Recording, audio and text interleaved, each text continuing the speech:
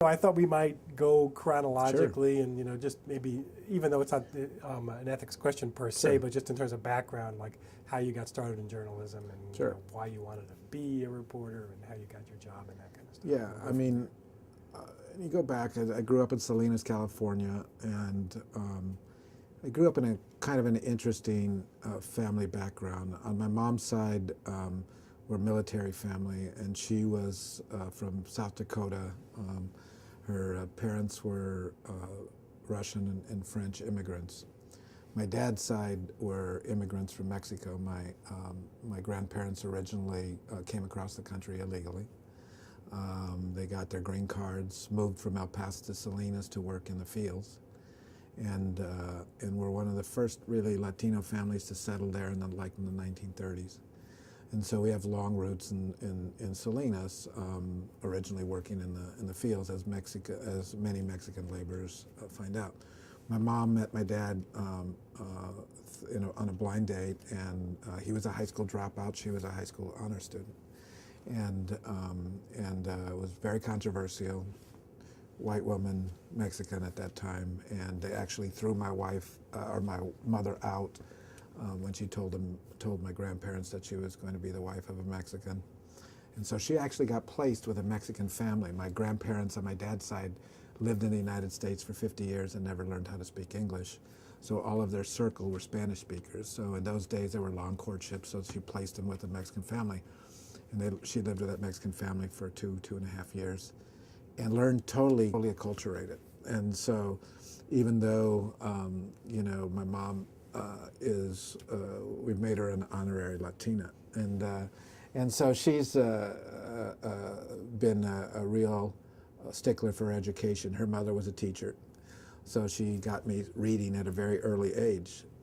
My dad, as I said, was a high school dropout, and when I was growing up, he was a garbage man and kind that carried the cans on their back. That they didn't have the lifts then. He had to go in the back and empty them. And so we came from a very working class family, but my mom stressed the education. My dad was a great leader, actually, ended up moving up in city government to a mid-level position, did very well. But so I had that kind of influence from my mother saying you need to study, you need to do education. And so she played games with me of being a reporter. And the first game that I played was being sports reporter, covering, listening to radio broadcasts of the San Francisco Giants and writing down box scores. And so every morning I would go and see if my box scores were accurate. And so that's actually what first got me interested in journalism. I would write. This was in like the Mays McCovey This was in Cepeda days, right? like 1962. I was 8 years old. Yeah. And so it was Mays McCovey, their first run at a World Series. My mom would listen to the games with me. I'd write up my little stories, and she'd correct the stories. Used to read a lot. They used to have book report challenges in my elementary school. And I was fortunate. In those days they would actually track students. And most of the students who were Latino in my school got tracked in the slow class. I got tracked because of my mother's influence. I got tracked in the high class, and so I would read more, and they would push me to read. Through reading, I really liked journalism. So I get to 8th grade, was made editor of the paper there at the Roundup, it was called, and so I was really attracted still to sports writing. I mean, that was kind of my passion. Went to high school, didn't take journalism for my first 2 years, and my junior year I decided to take journalism, and after the first edition I was named editor of the paper. They didn't have an editor the end of the year, so for the next 2 years I was editor of the paper, did really well. But something that was happening in Salinas at the time was that Cesar Chavez was starting to organize the United Farm Workers. And I was in this really unique position, and the position was I'm the grandson of farm workers. My cousins were members of the United Farm Workers, and that I was throwing passes to on the football field were the sons of the growers, and the girls that I were dating were the daughters of the growers. So I was going through this very unique perspective of, at the same time, we're writing about some of these issues in the Salinas High School newspaper, The Flashlight. So did very well, won some statewide awards in journalism, but still was undecided in my profession. And my senior year in the spring, I was sitting at home one day, and I got a call from the editor of the local paper and said, "How would you like to come to work as a copy boy at the Salinas Californian?" At the time, I was working at El Charrito Market, which was a Mexicatessen tortilla factory, everything. I was really bad on the tortilla line. If you ever saw I Love Lucy, which you had the chocolates and they were for the place, that was me on the tortilla line. They'd hit the ground and pick them up, look if anybody was looking, and then stick them in the plastic bag and try to seal it. So I didn't think I had much, promise there, but they asked me if I would come to work at the Salinas Californian. And again, So they knew your work from the high school paper. yeah, they knew my work for the high school paper, and this is the other connection. The editor was the son of the presiding judge of the Superior Court, a man named Eric Brazil, who's a lifelong friend, still see him regularly. And Eric, my aunt, my dad's sister, had been Eric's nanny and family maid growing up. And he really loved my aunt. And he said, "How can I repay Maria?" So, Rick. So he called me up, took me under his wing, and it turned out to be magic. I mean, I'm 18 years old, and there's nobody on staff other than Eric who can speak Spanish. So I'm taken to translate on this world important story of Cesar Chavez and the civil rights movement of Latinos that's breaking right there in the Salinas Valley. So, I start stringing, doing side stories, even though, I'm totally untrained, other than a high school newspaper. And I had a great high school teacher who inspired me and really taught me some basics. But I'm covering stories. I'm stringing I did some assisted stringing for the Washington Post, Associated Press, writing when people didn't have time. And I'm totally getting into the journalism profession. And so instead of going to a four-year school, I was so hooked by journalism, I decided to go to community college here locally, worked 35 hours a week while I was at the paper, continued covering the story. And then I transferred to Stanford at the end of 2 years, would come home on weekends to work on the story. I was just bitten by the bug. And when I graduated from Stanford, I went back and covered some more. So long story, but that's how I got into journalism. So if people, reading was really important. My mom's pushing was really important. My experiences, I think were phenomenally important, and I think the perspective I brought was different. But you mentioning Cesar Chavez immediately raises a question, that's an ethics question, Sure. which is how you must have been paying attention to, in general, how the farm workers were covered, in the press, nationwide, in California. What did you see, in terms of, I was stereotyping and or other I still see problems with the coverage? I still see it. I still see a lack of depth, a lack of nuance, sophisticated reporting. And I was too young to really recognize what I was seeing at that time. The reporters I worked with actually were quite good. For a small paper, they were very sophisticated, very well read. Eric was he's a Renaissance man really, and so he understood everything that was going on.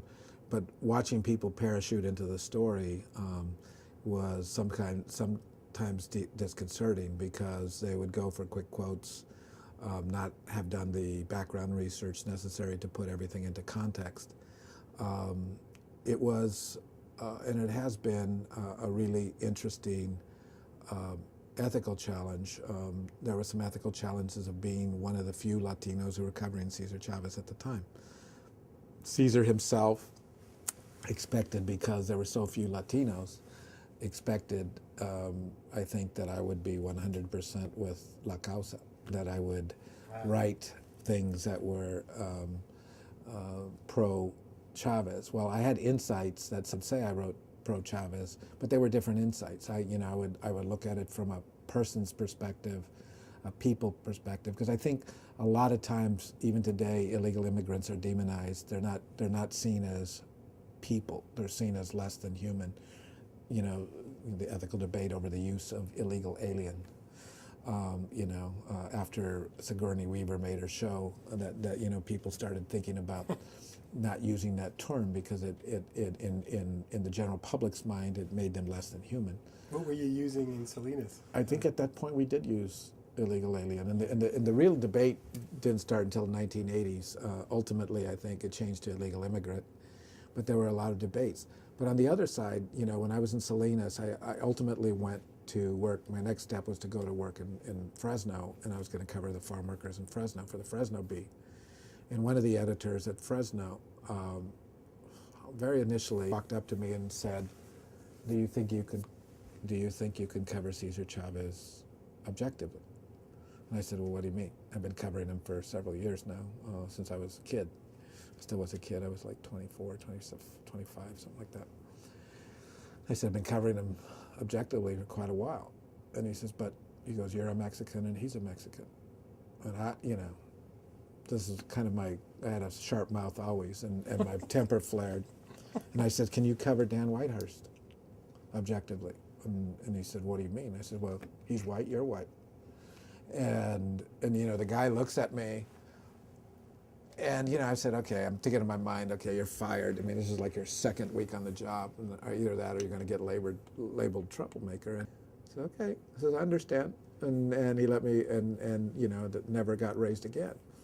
But even later, that same issue got raised years later when I was already editor of the Sacramento Bee, and I had objected to a blog post that one of the editorial writers, one of the editorial columnists had written, in which they took some shots at Cruz Bustamante, who I never thought, Cruz Bustamante was a lieutenant governor, never thought at that time, I think he was Speaker of the Assembly, and I never thought he was a great, you know, leader in some terms, but he was a decent legislator, et cetera. And there were some, you know, shots taken at him, and I thought they should have been edited or at least gone through an editor, but it was posted directly to the web because of a blog. And my publisher calls me in, and instead of saying, you know, you're raising legitimate questions, her first reaction is, well, there's some people who are thinking you're just, you know, defending Cruz Bustamante because you guys are friends because you're both Latino. And I said, I've had lunch with Cruz Bustamante once in my life. I wouldn't consider him a friend. If we ran on the street, he would know me and I probably would know him. But, you know, even then, you know, the ethical challenges from Caesar expecting a certain coverage, from editors and publishers assuming that you're going to cover, it puts you in a position that many reporters never feel. You know, Steve Lopez has told me that he's gotten that kind of flack in L.A., and of course he's not Mexican in any way, shape, or form. Right. You know, Spanish, and you get it, and it's almost like those who are above you feel compelled that they have to ask that question. I mean, and you know, obviously I didn't take a lot of crap, as I showed you, from at age 25 telling the editor what I told him, and it has irritated me. You know, you can also get in a position getting stereotyped and saying you're going to cover the Latino beat and that's all you can cover. African Americans probably get the same thing, and some people resist. You know, right now at the Walter Cronkite School, I've started a Latino specialization, but you know, I don't worry about what people think anymore, because I think I've proven myself as a journalist over the whole spectrum, and if people want to have their own ideas of where you're coming from, that's fine. Could you talk a little bit about, just summarize why, you know, the Cesar Chavez story was an important story, just because I think it's receding into the past and a lot of people might not. I mean, the Cesar Chavez story, I mean, when you start talking about it and the lasting impact of what he did was mainly a civil rights movement more than a labor movement. But when you look at farm workers in California and indeed in other heavy farm worker states, Florida, Arizona, some of those battles that he fought back in the 60s and 70s with the United Farm Workers Union are still being fought. I mean, they've never been rectified. But what you have, you start thinking about farm and food. farm work is very difficult. I did it as a kid, not extensively. I worked picking strawberries for a couple of summers, and I didn't eat strawberries for like 3 or 4 years afterwards because I could still smell the stench on my hands even then. But it's, you know, it's stoop labor. It's bending over. It's at that point when I worked, there were no places in the fields to go to the bathroom. There was nowhere to wash your hands. I still remember my brother and I picking strawberries one day, and a crop duster came without any warning and sprayed us all with sulfur, and we were all yellow. I don't know what lasting impact that would happen. But those are the kinds of abuses that were taking place, and regularly, you know, with no question. Cesar Chavez, most of those workers were Mexican, although the first farm worker organizers were Filipino. And so Cesar was a community organizer at that point, working in San Jose. Grew up in Arizona, born in Arizona. And he decided that you needed to unionize farm workers. And it was a difficult position to unionize farm workers because many of them are undocumented immigrants. They're, you know, here illegally. And so how do you get somebody who is here illegally to actually confront powers that could have you deported? I mean, but the conditions, you know, so he was more than anything a charismatic leader for the time who came and started saying, we need to confront these situations. We need to confront the low wages. We need to have toilets in the fields. They need to get breaks. If you're working in the San Joaquin Valley where the temperatures can, you know, easily go into the 110s and above, you need to get, you know, water brought out to you. There has to be some kind of human compassion for workers to go with this. So at that time, you know, you're talking about, you know, civil rights movement just happening at the tail end of it. You know, civil rights assignments have been done, so there's a public consciousness already in place, and the timing was right. And he started organizing Latinos, mainly, like I said, Filipinos, Latinos, other workers throughout California, Arizona, some in Texas, but mainly California. Became a movement. It was a civil rights movement rather than just a labor movement. Labor concessions, higher wages, all of those things ultimately were won, but it became a rallying cry. And Cesar Chavez in many states has become a folk hero.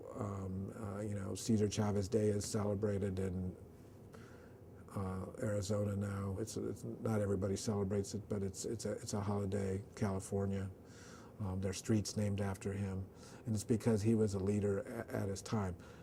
The lasting impact of you know, wages are higher. They're, you know, but in some places they're still sliding back. You know, the union stopped organizing the fields per se, and they ended up going into very political, kind of a political mode where they would support candidates and bring out people to vote, et cetera, et cetera. So it shifted their emphasis, and some people thought that was a bad move, and so they never fulfilled their promise. But there's a legacy there that was built, and so it was an important story for the time. So when you think back to the coverage, both on, you know, California TV stations, national TV, and you know, the California papers, large and small, San Francisco, San Jose, LA, Sacramento. I'm curious to know, first of all, like how often when you were out covering the same story, you know, the reporters spoke Spanish, and also whether you thought the coverage was even-handed, whether it was sympathetic to Chavez, whether it was. I think by and large, the reporting was decent, particularly by some of the reporters that were regular. Ron Taylor from the LA Times was a good reporter, but probably I would say that he was more sympathetic to Chavez than not. Later, I think people, including me, wrote some very hard criticisms of Chavez about having retreated to the mountains and not organizing in the fields. But early on, I think the coverage was generally sympathetic because you see people getting beat up with baseball bats. You see, you know, Teamsters coming in with burly guys and, you know, beating up on people.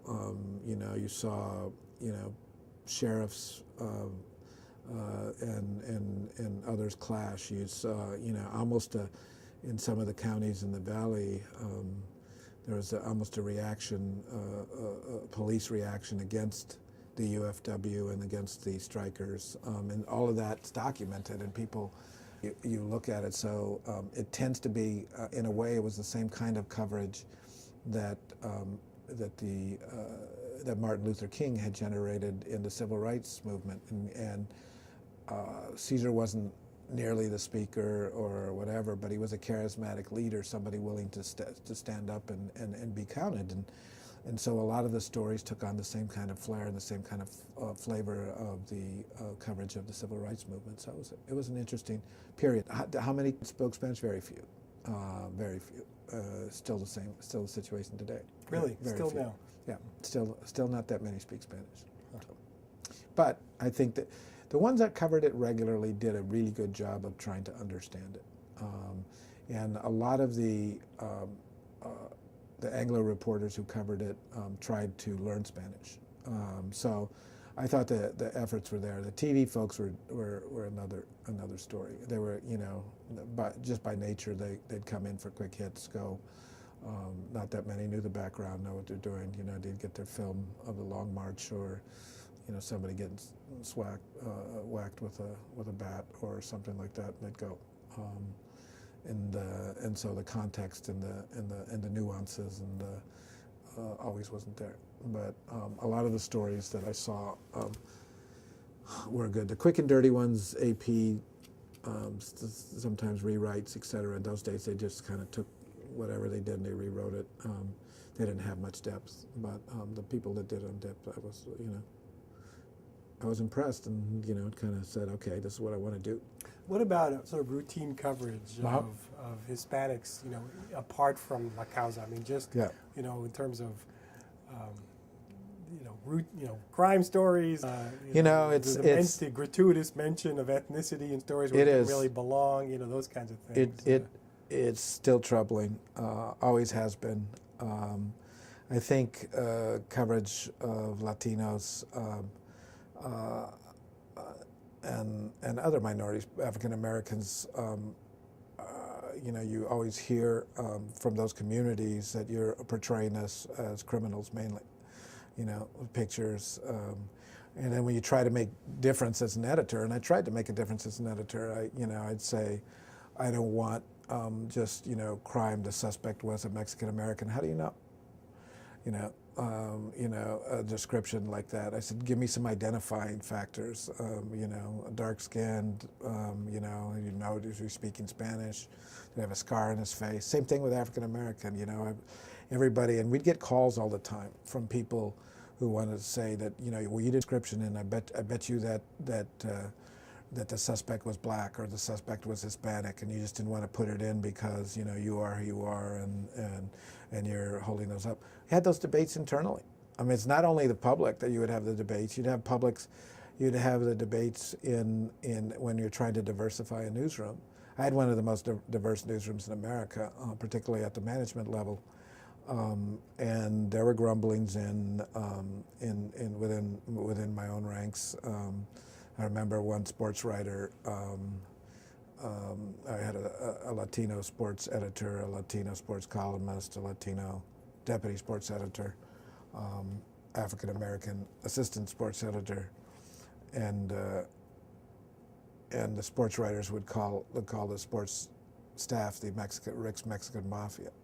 And so, I mean, you know, you would have that. Racial tensions exist everywhere. I think newsrooms, people can say that newsrooms are, you know, generally liberal, maybe, until, you know, people start looking for reasons why some people are getting promoted and they're not.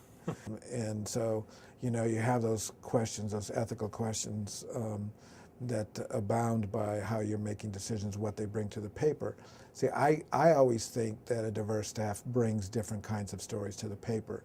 since I left my paper, people are, there've been a lot of cuts. I understand what's going on. But the stories, the kinds of coverage that we did, there are fewer and fewer of the kinds of stories we did. And I think part of the newspaper's responsibility, and I think it's an ethical one and a moral one, is to reflect the whole community, not just a segment of the community that is going to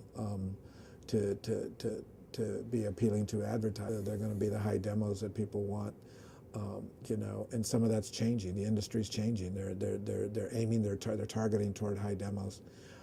In order to get money, and I think that's a wrong way to go. I think that's why you're losing, appeal, circulation, relevance, and it's a bad decision. But in order to get that kind of coverage, you need people who are interested in telling those stories. They don't necessarily have to be Latino or Black or Asian American to tell those stories. In fact, the reporter at the Sacramento Bee that became the ethnic affairs reporter, Stephen Maganini, is a Jewish Italian from Brooklyn who was just interested in doing these stories. He tries, he'll do things like sit in sweat lodges with Native Americans to gain their trust, or he'll go spend nights on his own without writing a story with Hmong elders as the shaman to learn what they're doing. And part of that, I think, is a community responsibility of the newspaper, is to let them know who their neighbors are and why they're doing what they're doing. And I think some of that's going to be lost in this new era of cuts that are necessary because of the finance. But if you don't have people in charge that don't understand or don't value those kinds of ideals, then you're not going to get those kinds of stories. So how do you figure out as an editor, you mentioned a guy who's sort of an outsider doing stories about communities, and there are advantages to that because sometimes outsiders question everything, right, and they don't make, they don't have all this, but when you're new, you ask all kinds of questions. If you're a part of the community, there are a lot of things that doesn't even occur to you to ask. Right. On the other hand, insiders have all kinds of insight and asks that are advantageous as well. So how do you juggle those two? Well, I think you made a really good point. You're new, you're asking different questions, and you're asking the questions that many in your readership would probably ask themselves because they don't understand. One of the things that I tell students now is to look within yourselves to try to understand stories that you may think they're not stories, but they're really unique, and you bring a perspective that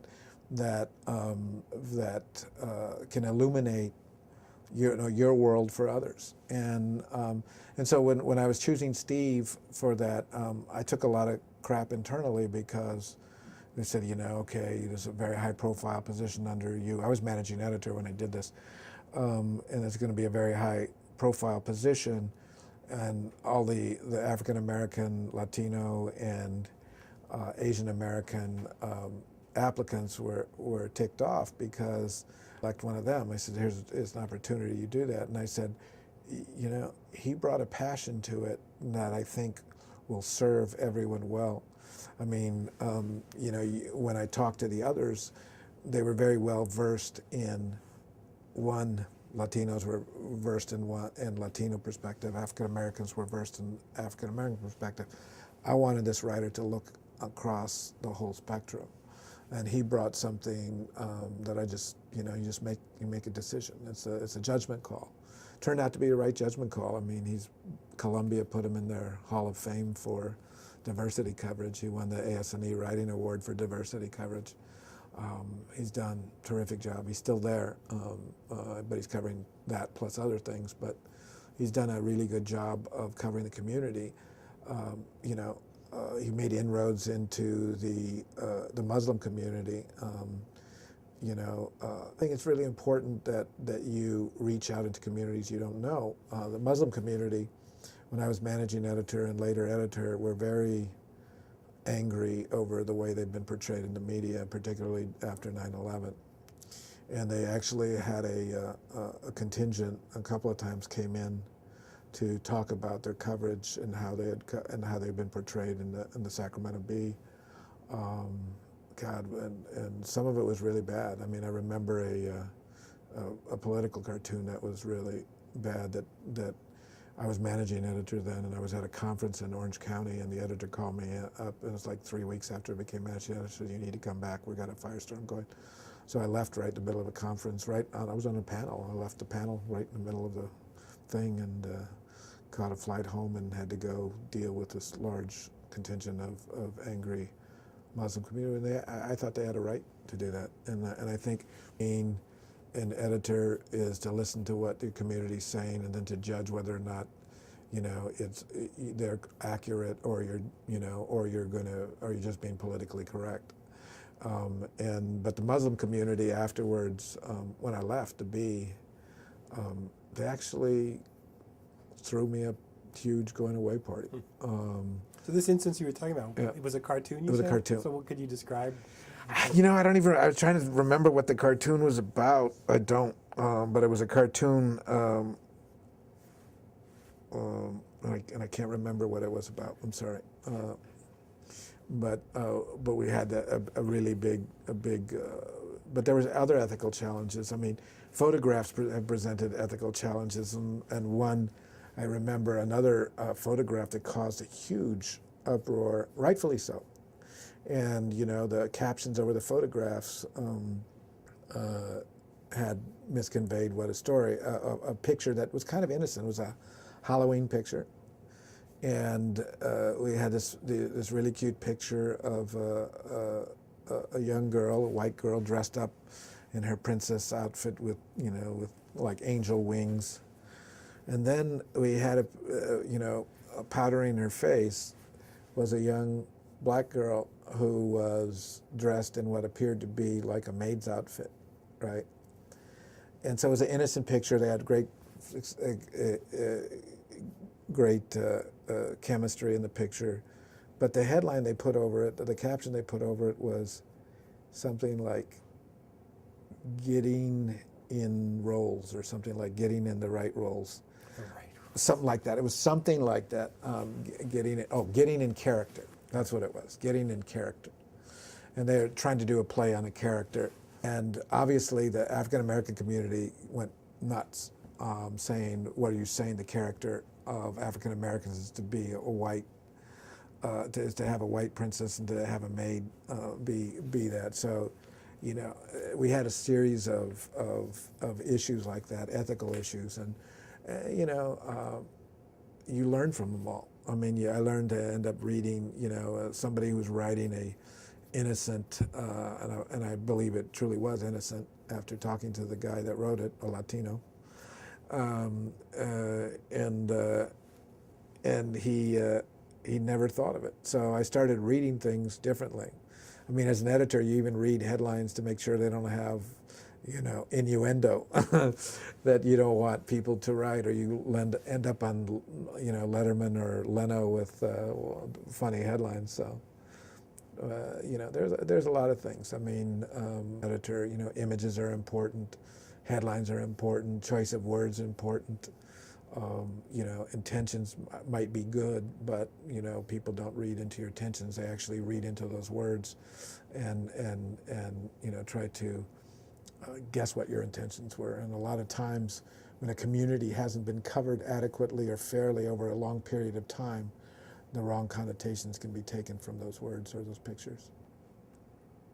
So I wanted to follow up on something you mentioned a little bit ago about debates about when is race/ethnicity relevant in stories. Did you ever wind up developing a standard for that? Yeah, you I could did. Share with us so we know. The standard was in crime stories, for example, I didn't allow just saying that the suspect was an African-American male, 6'2". They had to have other distinguishing facts. And why? Explain why. Because I looked at it and saying it reinforced people's negative images. Part of it to me was, when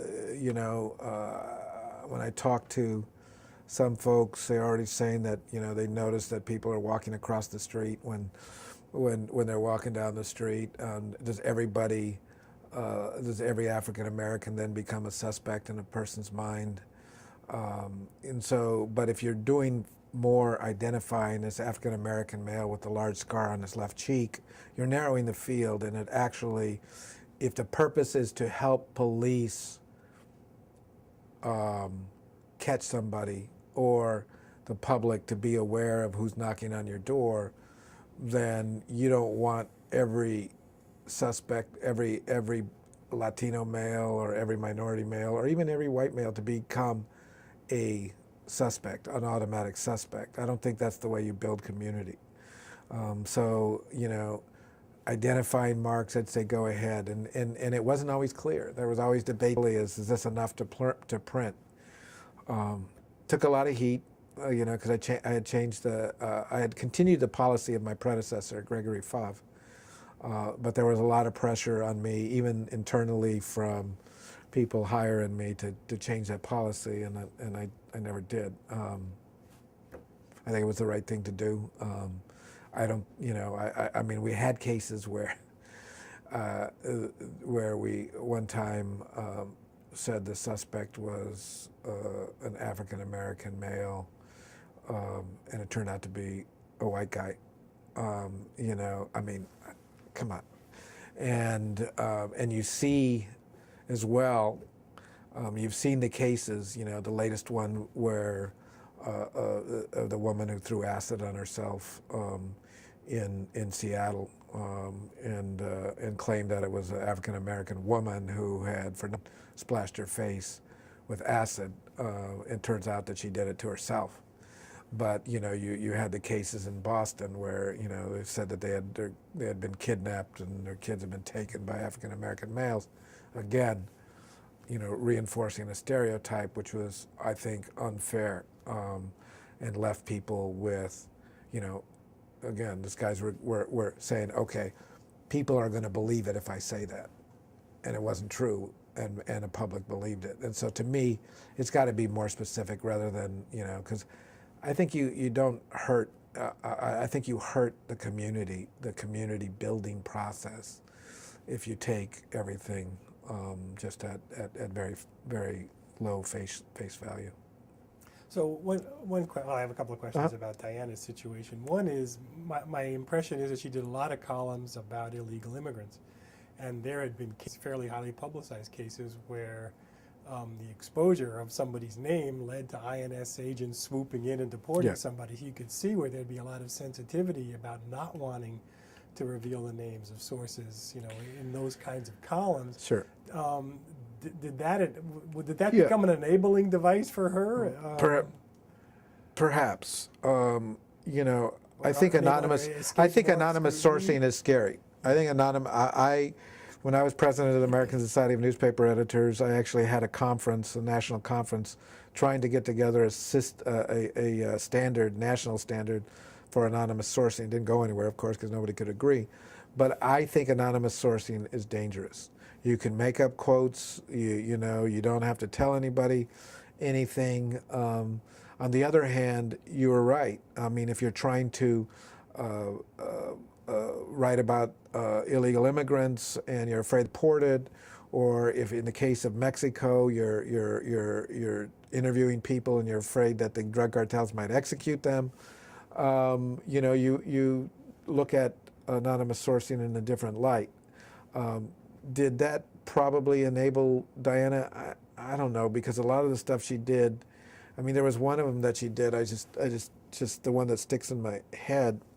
I still remember talking to her, and she ended up writing about a woman who had allowed a homeless person to live in like an add-on to her house. It wasn't actually another room, or it wasn't actually a garage, but it was like a storage room, and she had allowed the homeless person to do that. And she described